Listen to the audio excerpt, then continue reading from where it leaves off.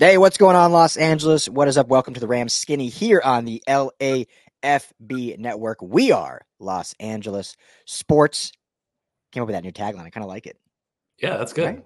It's kind I of dig nice. it. It's not really that creative, but kind of like it. Our city, our network. We are Los Angeles Sports. Whatever you want to do. But anyway, thank you all, Rams fans, for coming and hanging out with us. Bye week for our Los Angeles Rams. So it's a get right week. We can talk about how to get this team right after sitting 1-4, how they can turn the season around. We've done this kind of a couple times, even the last few weeks, looking at the schedule, winnable games. So now we're going to look at potential moves maybe the team can make to save and salvage the season. Obviously, some injuries are going to be coming back. Cooper Kupp looking likely. Maybe not next week against the Raiders, but potentially the week right after that. And then so on and so forth, getting guys back. And maybe they can add some pieces that can get them back to 500 sooner rather than later. So we'll talk all of that here on your Friday edition of the Ram Skinny. But first and foremost, happy Friday to my good friend, our executive editor, co-host of the Ram Skinny, best hair in LA, Skinny T. What's up, brother? I have had just a few goals in my life. One of them is to become a paid writer, and so you mentioned that, and also to have great hair. So, so it's I've achieved so much. Yeah, I think I'm you done. do have a great head of hair. Great head of lettuce. Very jealous. I'm like, I need to shave because I'm in the cul-de-sac zone right now. That's why I'm wearing a hat. Um, it's not getting good. But hey, Dodgers playing tonight too. Game 5, Dodger Stadium. Obviously, a lot of Dodger fans. We are, for those that haven't noticed, starting Dodgers coverage at LAFB Network. We're also starting Lakers coverage. We're going to have all LA sports here soon, but we're kind of adding teams little by little so we can do proper coverage and not just, say we cover the Angels and do one article a month. So we're going to add slowly. So we're doing Dodgers and Lakers when the Lakers season starts. But yeah, got a big game 5 against the Padres tonight. It's funny, Skinny. Like, I'm going to be honest. I'm not a huge baseball guy. Yeah. I think a lot of people that listen to our show know that I hail from Denver. So if I'm being honest, like I grew up and I'm still a Rockies fan, but they're just so god awful that I just like really by what's usually opening day, March 31st, April 1st, by like April 20th, I'm like, all right, baseball season's over. So I kind of stopped watching. But, I've lived in LA now for 15 years. I know they're in the division, so it seems like weird, but, the Dodgers are always good. I live here. I don't really care about baseball that much. So I always like kind of root for the Dodgers. But now that we're starting to cover them and I've started writing some articles with the Dodgers, I'm like kind of all in. Like I'm in this playoff atmosphere. So big game tonight at Dodger Stadium. What say you? Yeah, huge game. I wasn't following too closely. I spent a lot of time thinking about football. I haven't written anything about the Dodgers at all, but kind of surprised that the Padres have been so frisky, given kind of the dominance of the Dodgers. But playoffs in LA are great. It's a great time to be an Angelino. A great time to Yeah. kind of follow the Dodgers. So yeah, I mean, I follow the song. I say root for the home team. I'm not going to root against the home team, that's for sure. I like that. I like that. And, last thing I'll say, and then we'll get into Rams talk, but there's a lot of parallels between the Rams and Dodgers when you look at just the injuries they've had to sustain. Like Dodgers obviously went and made all the big moves with Shohei and Yamamoto and others, but they have just been injury riddled all season. And the playoffs, no different. Obviously, Kershaw's been out since July, but he's done for the playoffs. Who he would have just been a piece, not necessarily a dominant one, but still, a leader on the team. And Freddie Freeman been injured, missed game 4, and they ended up winning with a bullpen day, dominant fashion. So maybe the Rams can take some note if the Dodgers can get out of this first round and say, okay, yes, we have injuries, but hey, there's still a game to be played, and we get the job done. And maybe some of these moves we're going to talk about can get them back to the promised land. Show is always brought to you by our friends at BetOnline. Head to BetOnline.ag today. You can bet on that Dodgers game tonight. I never really look at baseball lines. I don't even know what it is. If it's runs, I'll be honest. But obviously football lines, NFL, college football, USC, Penn State tomorrow. I'll be there at the Collie, a big one if USC can save their season against the 4th-ranked Nittany Lions. But all that can be done at betonline.ag. Make sure to tell them that the guys at the Rams Skinny and the LAFB Network sent you. So we're going to kick this off, Skinny team. Talking a little linebacker talk. And there's a name out there that I haven't seen a ton of chatter on Twitter, maybe just because I haven't been on as much the last 48 hours or so. but I haven't seen a ton of Rams fans talking about it. Like usually when someone gets released, it's like, oh, Rams go after him, Rams go after him. Everyone kind of gets on board. So maybe I've missed it. But Devin White, formerly a 5th overall pick by the Tampa Bay Buccaneers, was with the Eagles, has been a healthy scratch by the Eagles, and was just released by the Eagles. We can talk about this. We're not going to talk about it a lot, I guess, but a little. I mean, there's pros and cons. But is this a move the Rams should make? Because we know how not good their linebacker play has been, to put it bluntly. Bad. It's been bad. It's been bad. And what do they have to lose? What say you? Yeah, no, I think the elephant in the room is what's going on with Devin White, that he gets cut by a team that needs some linebackers. That I was looking at their depth chart. Nakobe Dean is one of their starters, and a guy named Zach Baun, Baun. So Devin White should be able to beat out that guy at least, considering I've never heard of him. But then you got to wonder, is he better than Christian Roseboom? Is he better than Troy Reeder? And I would say yes. So I think he's coming off of getting cut. Doesn't seem like there's a ton of chatter around it. It's a way that they could snag a guy for cheap that would just raise their level that much. And we've seen it. Those two guys have given up big run plays. They've given up big passing plays. They've kind of decided games in some ways this year. So, if they, we don't know what the new version of the load bearing walls is, or how they're, thinking about this team build. But this would certainly help them in their chances for the rest of the season to make an attempt at a playoff run. Yeah. Yeah. It's, when you look just at the player, and I don't know what's happened over the last, we'll call it even 2 years, because it ended odd in Tampa in 23 when he was a starter and then all of a sudden became a healthy scratch kind of down the stretch. But when you look at, he's still only 26 years old, has 23 sacks over his time, didn't play at all in Philly. So over his time in Tampa from 2019 to 2023, he finished it. 2021 was a Pro Bowl season with 3.5 sacks, 128 combined tackles, 124 tackles in 22, 140 tackles in 20, and as a rookie, 91 tackles and 2.5 sacks as a rookie.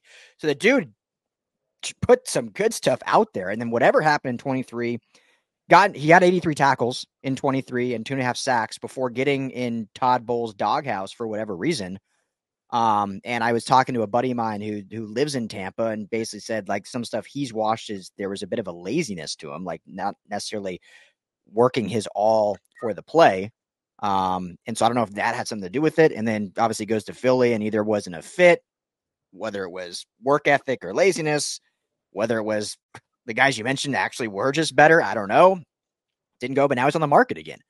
And when I think typically a guy that has had that over the course of 18 months, I would say stay away from, because there's a chance that messes with your culture and your locker room. Not saying he'd be a cancer necessarily, but a guy that hasn't fit now with 2 orgs, was released after 5 games for not playing for whatever reason.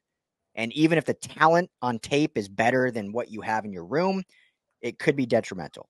However, I'm a little different in this instance because at 1-4, the Rams kind of just need to throw some Hail Marys and just see what could potentially happen.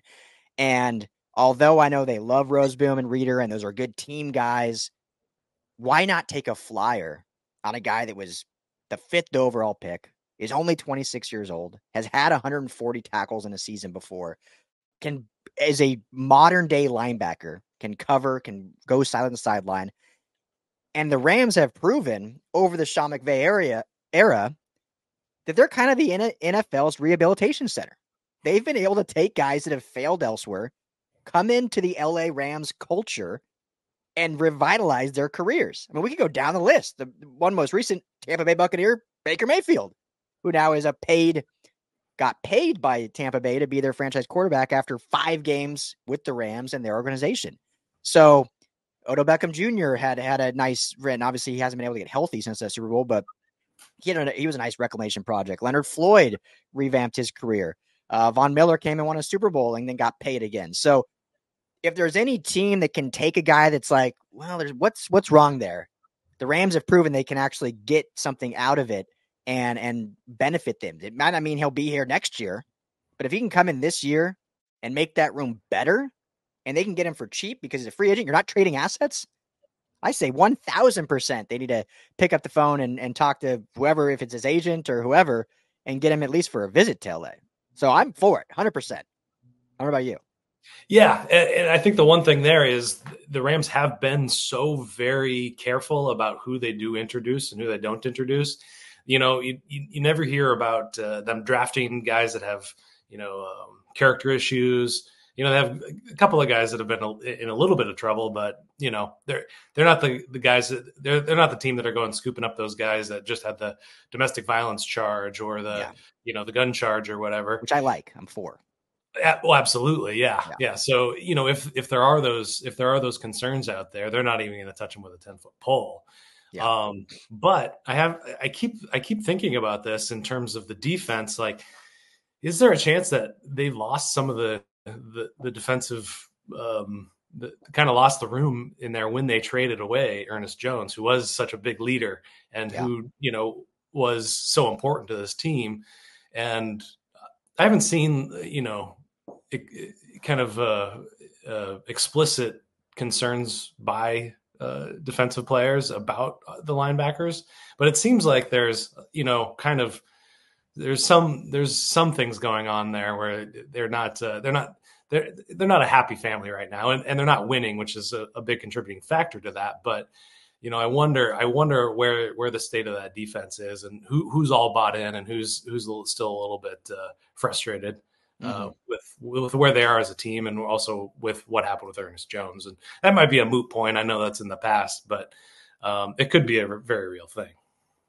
Yeah, I mean, I know there's been chatter when that happened, and we won't belabor it, but the Rams know what they're doing, and not everyone knows the full story and this and that, but I don't think there's any question he was the leader of that defense, and was the green dot, was obviously, once Aaron Donald left, was the best defensive player in that defense, was seen as going to be, the source that was going to hold that unit together, because you have all these new faces, not a whole new scheme, but a little bit new, obviously a new play caller, different coaching, and he was kind of the glue that was going to hold it together. And when you trade him a week before the season starts, there's going to be some trickle down consequences, and not just the lack of talent that left when he got shipped to Tennessee, but some of the leadership that you just mentioned. So, not saying Devin White can be that leader. Obviously, he's proven he hasn't been over the last 2 years, but I don't know if they have that on defense. So why not bring in a guy new, and whether he seizes that or not, at least you have a ceiling of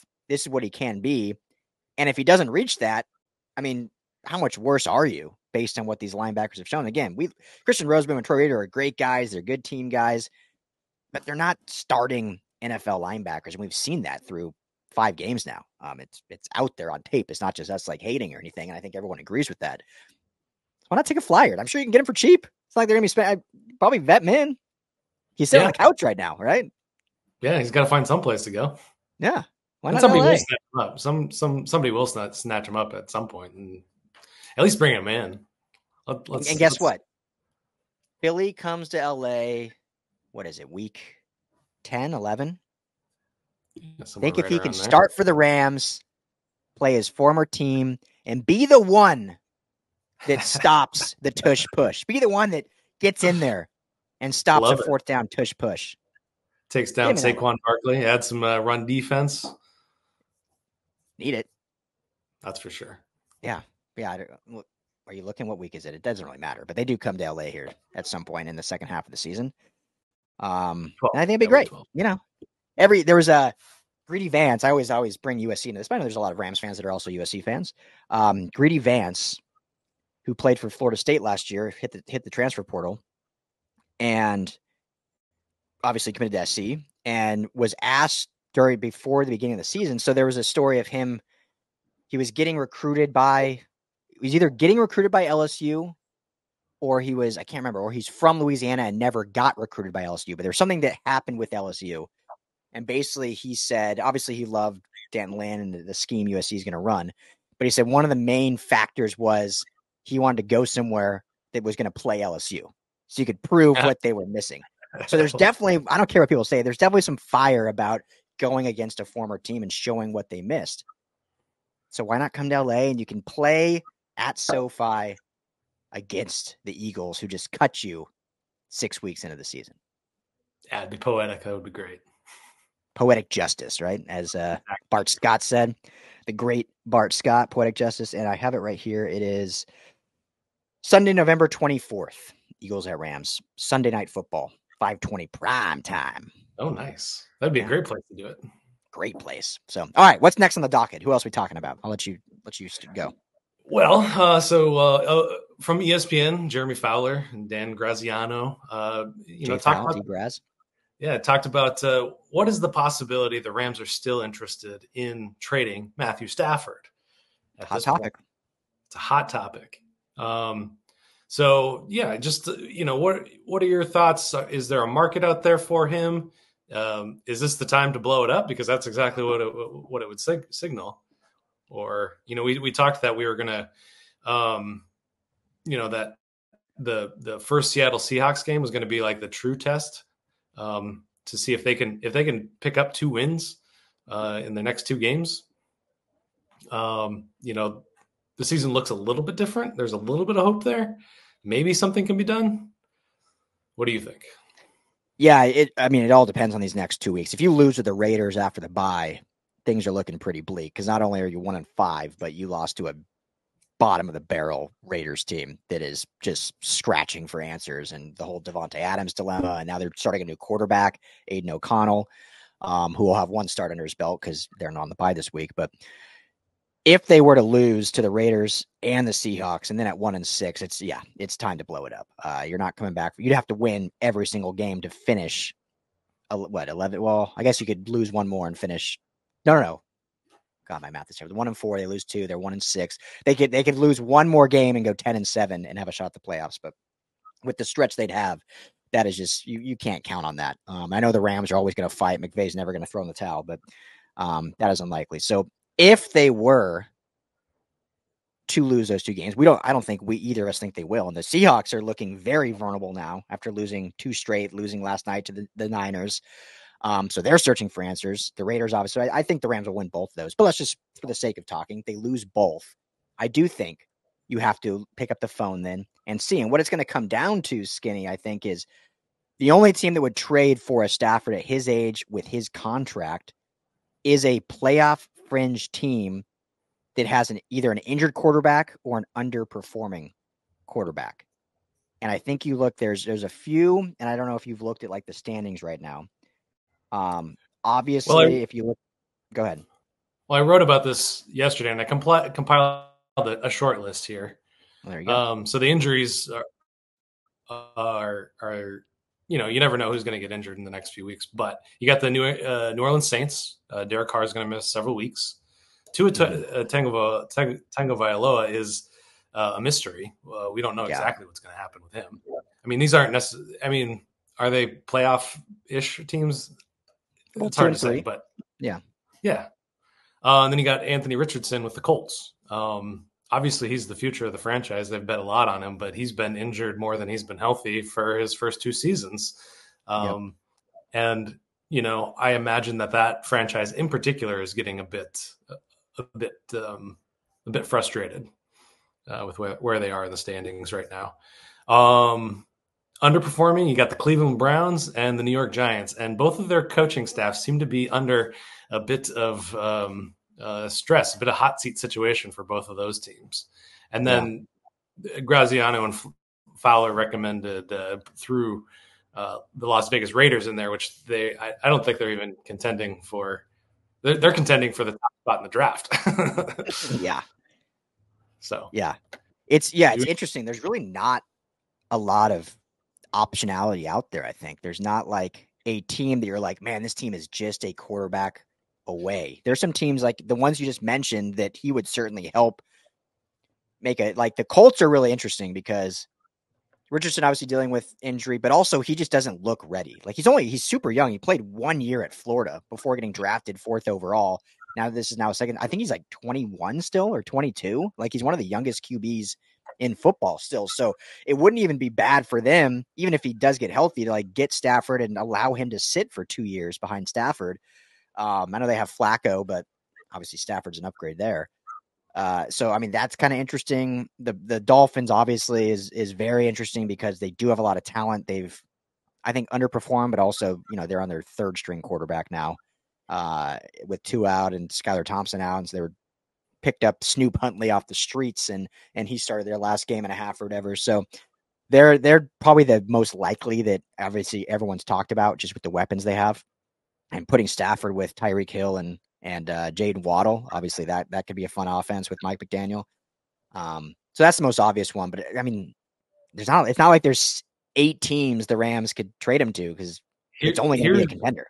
Here's my favorite one, and I didn't put it in my article, unfortunately. But what about the Pittsburgh Steelers? Came to mind because they're 3-2, right? Yeah, Russell Wilson is finally back practicing this week, but they already announced, Mike Tomlin already announced that he will be the backup to Justin Fields. They're not paying a lot for either quarterback. I think they're combined paying for both of them like $3 million. They're paying both like the vet minimum. Stafford comes in and immediately is better than both of them.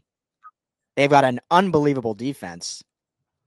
I mean, and George Pickens and Pat Freiermuth and great running back room with Najee Harris. I mean, that one makes the most sense if they would make that move. And the Rams and Steelers have done business before. Remember, Kevin Dotson just traded last year. Yeah, but these kinds of moves are not very Steelers kind of moves. I mean, they've had 3 head coaches in the last 100 years or whatever it is. Yeah. So, yeah, when you kind of dig into those, who's out there, but trades look crazy until they're made. Like, yeah.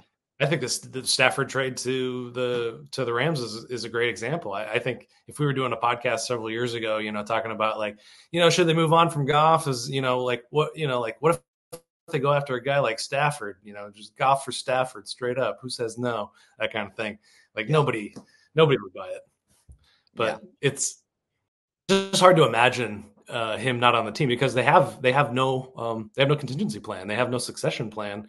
For after Stafford. So a part of me thinks a part of this deal has to be a quarterback, and that muddies the waters of these other guys. They're going to trade Stafford for Daniel Jones. I don't think so. Anthony Richardson has some upside, but would it be? Yeah, and I don't think the Colts will move on for Richardson, but I've never been a huge fan of his. But sticking with the Steelers, it could be interesting Stafford and for Fields. Obviously, the Rams would also get a pick back, but say the Rams trade Stafford and got like a second and Fields. I'm not huge on Fields, but I think in McVay's system, he could have success, still young, former whatever, 11th overall pick, whatever he was. I mean, that could at least give you some finish the rest of the season, see if you have anything with Fields, and then go into the draft next year of like, all right, Fields is our guy, or we're drafting a quarterback. But at least that could be interesting. Yeah, well, and the one I just thought of is, we can still get Spencer Rattler on this team. He's starting this week. If you want to, he's starting for the next several weeks, I'm sure. So yeah, maybe we'll get a good look at him. But you're better at this kind of thing than I am. But like in terms of compensation, if you're just going to flip him for picks, what do you think Stafford would get, or what would the Rams get for Stafford? I guess I should. Yeah, say. I mean.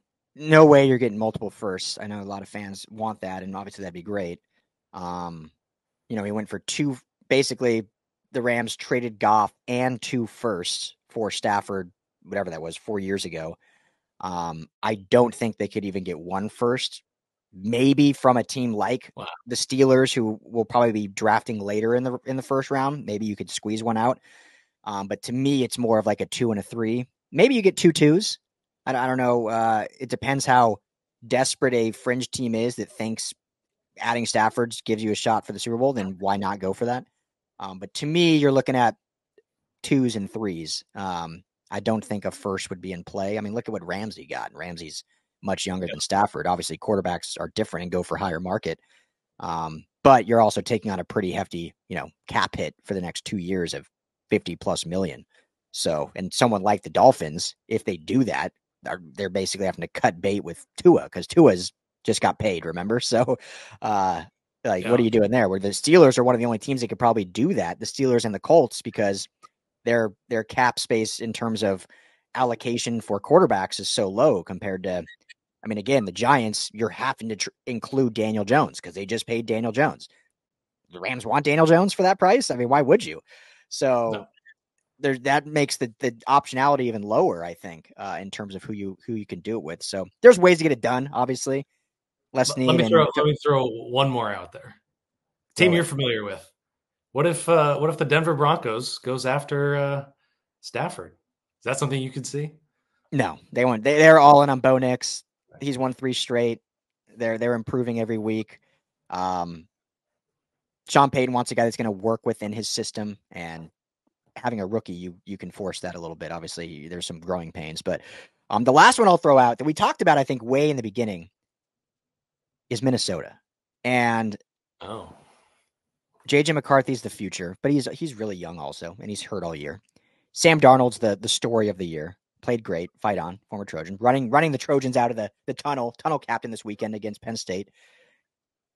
But I don't, even with how great Sam Darnold's been, it'd be hard to argue that he is better and has higher upside than Stafford, that the youth is there. But I think that he's only 27 years old. I think the Vikings, as of now, would still say, and they have said this 2 weeks ago, that JJ McCarthy is their future.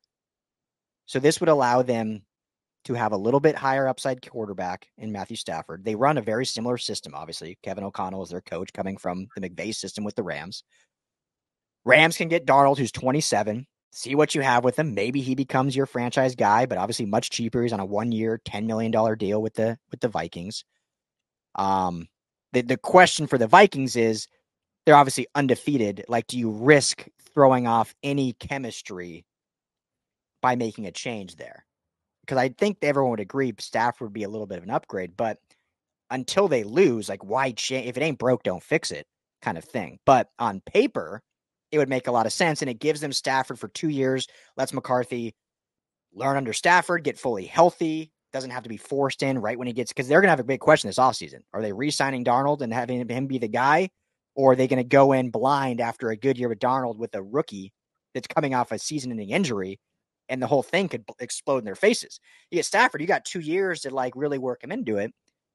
That one kind of makes a lot of sense, but it's a matter of if they believe it's worth risking the chemistry flow to make that upgrade. What do you think about that last one?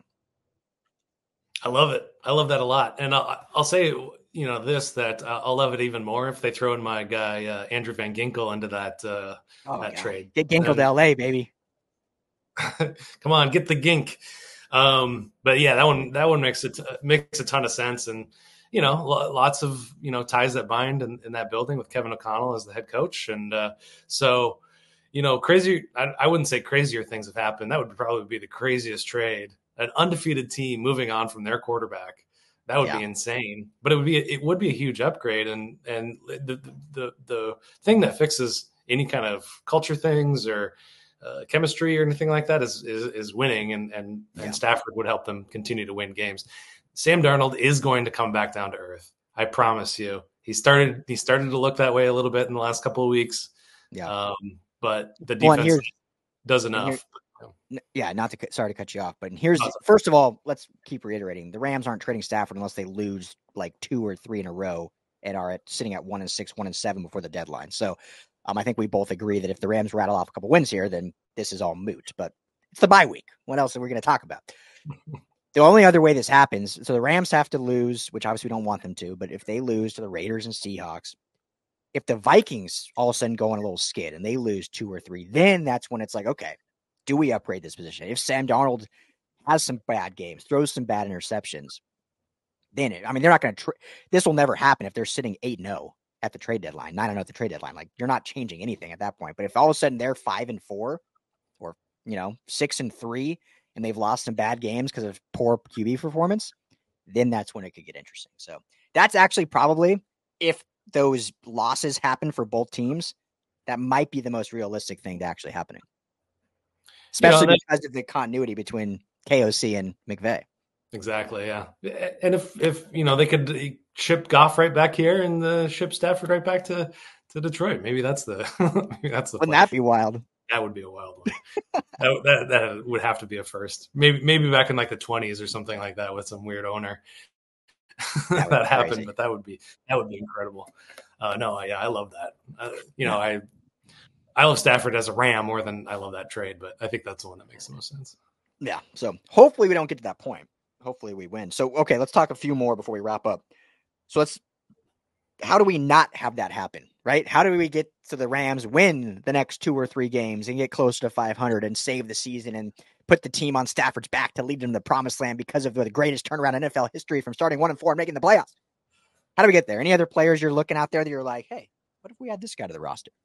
Well, there's a couple of, guys out there that are available for trades, it seems like. The one most unhappy person out there, it seems like, is Hassan Reddick, edge rusher. He currently plays for the New York Jets. He's under contract by the New York Jets. Just got fired by CAA. His sports. It's bad when your agent fires you. That's when things are bad. Yeah. So that situation doesn't seem like it's going to resolve itself.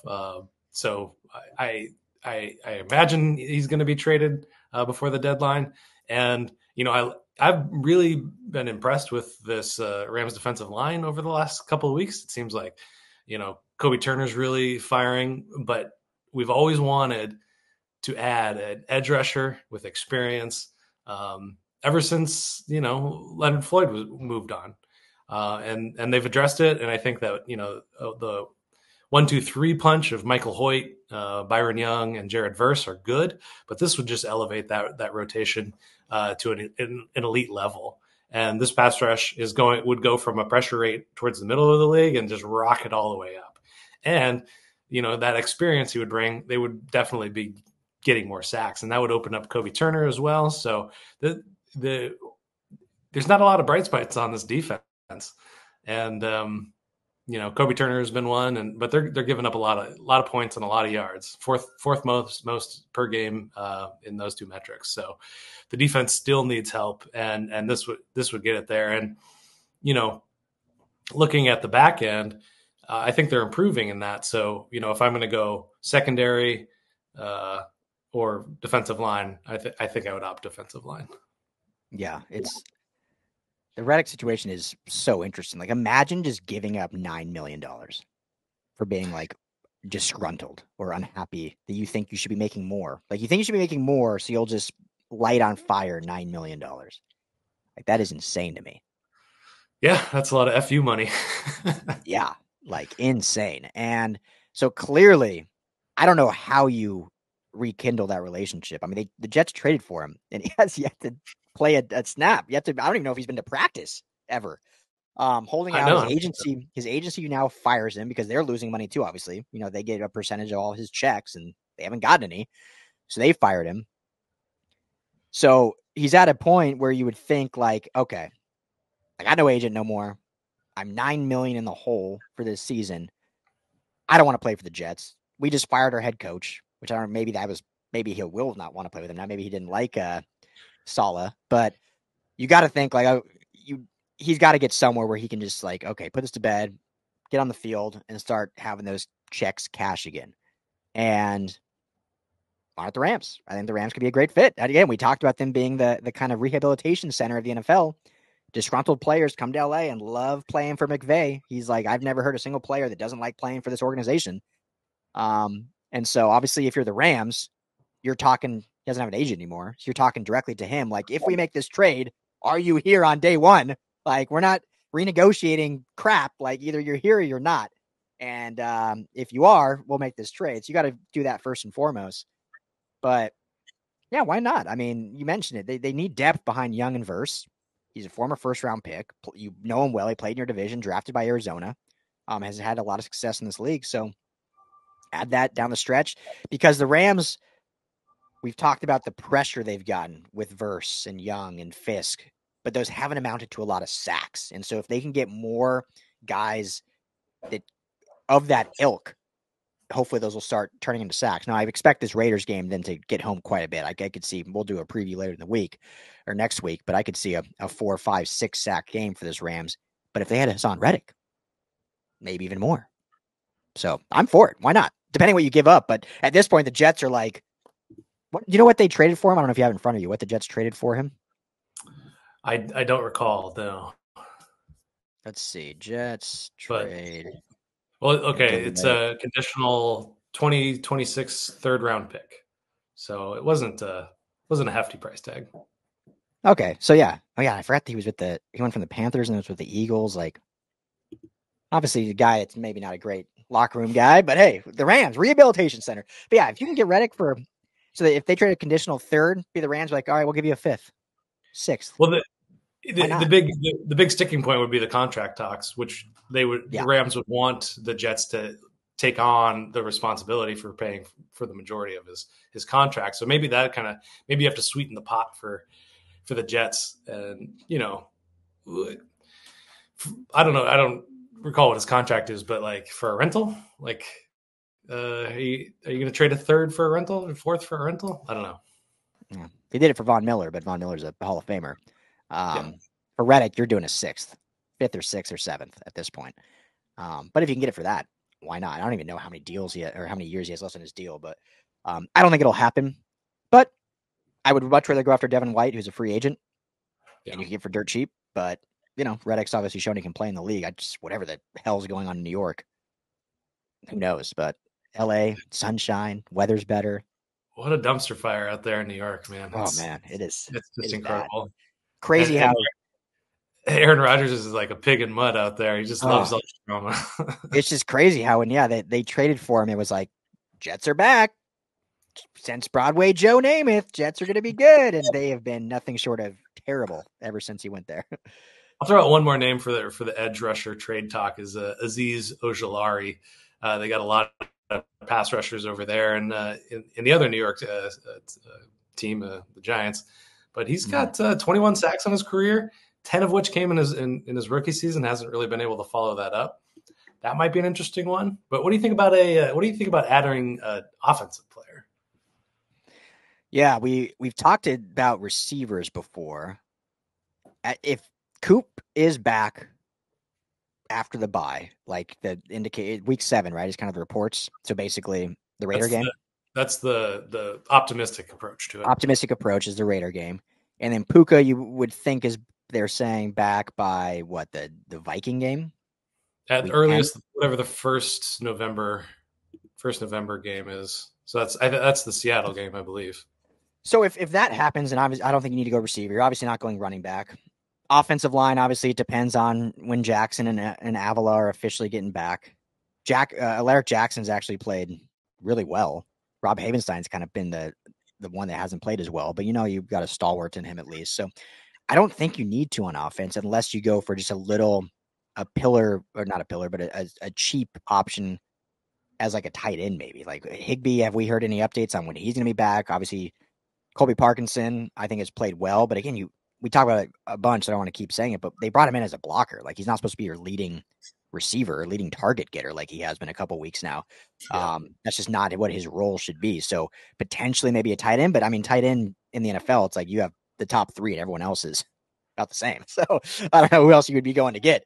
I think at the offense, though, if it's me, and I want to get your opinion, but for me, I think they just hold pat, and hopefully if they can fortify the defense a little more with some of these moves, the offense, you keep working, you keep massaging, and hopefully you get some of these guys back that you paid all this money for. I mean, they have the 3rd most expensive offense in football. It's got to get some of the guys back. So for me, I would hold pat on offense. I think you got to just wait it out till these guys get back. Yeah, I mean, I'm still in the wide receiver idea, just because I know they do a really fantastic job with receivers once they're in their building. They've got Jordan Whittington who's taking steps forward. So, I think, kind of going back to that edge where I feel much more comfortable with the edge rushers they have, but just dropping another guy in there like they did with Odell Beckham. They knew how to use him right away. He became, Stafford's top target by the time the playoffs came around. And there are still question marks about when Puka's coming back. It's not season ending. Yeah. But it seems like, if a team is able to contain the rushing attack, they haven't been able to find the next fastball pitch that can, put defenses on their heels. And Jordan Whittington is good, but he's not that number one guy. And, interesting names out there. I don't know how I feel about it right now, but Amari Cooper has been talked a lot about in terms of trade value. Mm-hmm. We mentioned Devontae Adams already. Episodes a couple weeks ago. Contract's crazy on that one. Yeah. DeAndre Hopkins. I don't know. You talk me into that. Yeah. Anything? These names doing anything for you? Yeah, I mean, T. Higgins. What's Hopkins now? 34. Probably. So I think you could get him for pretty cheap. T. Higgins would be interesting. Obviously, a great talent, but I just think that price tag would probably be high. I mean, who would have thought the Bengals would be 1-4? But I just think that price tag for T would be too much, because I think who they would get at for a receiver would tell you like how do I say this? So if they're going after a star long-term receiver, that kind of tells you that Cooper Kupp's time is I'm not saying they're going to trade him necessarily, but like they don't see him being at the level he's capable of for much longer, whether it's injury, whether he's just ready to kind of hang it up and go into coaching or whatever it may be. If they go after more of a wide receiver 3 type rental, then that says like, okay, we have faith our top 2 guys are going to be back soon. We just need someone to get us to that point and then can be a positional role player once we're fully healthy. So DeAndre Hopkins, I think, could be that, where he's been a number one his whole career, getting older, but I think he's still talented. They're just not using him in that way where he's at now. So I kind of like that one. Only 32 years old. 32. So, I mean, and receivers, obviously, everyone says 30 is like the death age for a receiver, is when you see a big drop off. But I'd be down for Hopkins, actually. D-Hop, great hands. Bring him in. I mean, has kind of an Odell Beckham vibe, right? Where it's just a guy that's been a number one, kind of a tailor end of his career, and just needs kind of a little reboot. I like D-Hop. And I think he would offer like a nice deep option as well. Yeah. Yeah, I mean, he can kind of do it all. He's one of those. I mean, he's obviously how great he was in the beginning of his career. Like he did everything for Houston. He's not just like a deep threat or a short threat, whatever. Obviously he's older, but yeah. D-Hop. This exercise has proven one thing to me, which is fixing this Rams team is tough. Yeah. Yeah. I mean, they're really, there's not a lot they can do based on what they did this offseason. And, they're injured, but they can't just like go get anyone because of the cap space or limitations that they have. So, yeah, not a lot of options. They really just need to get healthy, hopefully. But they got it. I mean, it starts with this, and we'll talk next week, but they have to beat the Raiders. I don't care, injuries, whatever. Like, everyone's got injuries in the NFL. Rams have been obviously injury riddled more than others, but I don't care. This team should beat the Raiders. If you lose to the Raiders, it's time to pack it in. Yeah, I can't see a world where that happens, but stranger things have happened. I didn't think they could beat by the Cardinals, so what do I know? Yes, this is true. This is true. So, yeah. Anyone else, or should we wrap that up?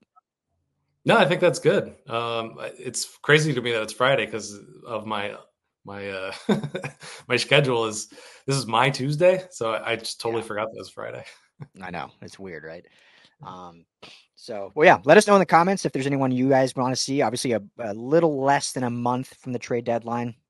As we keep saying, but just reiterating, like, don't foresee any big moves happening unless the Rams were to like drop 2 games or maybe win 2 games. Maybe they're sitting then on that fringe where they want to make a run and go all in again and go after some big names. So we'll keep an eye on it. But hey, some of these, I think Devin White would be a good move. But let us know in the comments if there's anyone you want to see the Rams go after that could help save the season.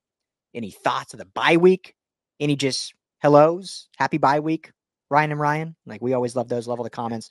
Hope everyone has a great weekend. If you haven't subscribed to the Rams LAFB YouTube channel, please hit that like and subscribe button. Helps us out. If you're listening on podcast platform, Apple, Spotify, you can just search the Rams Skinny, hit the subscribe there. And obviously, all of our Rams content is at LAFBnetwork.com. That's Skinny T.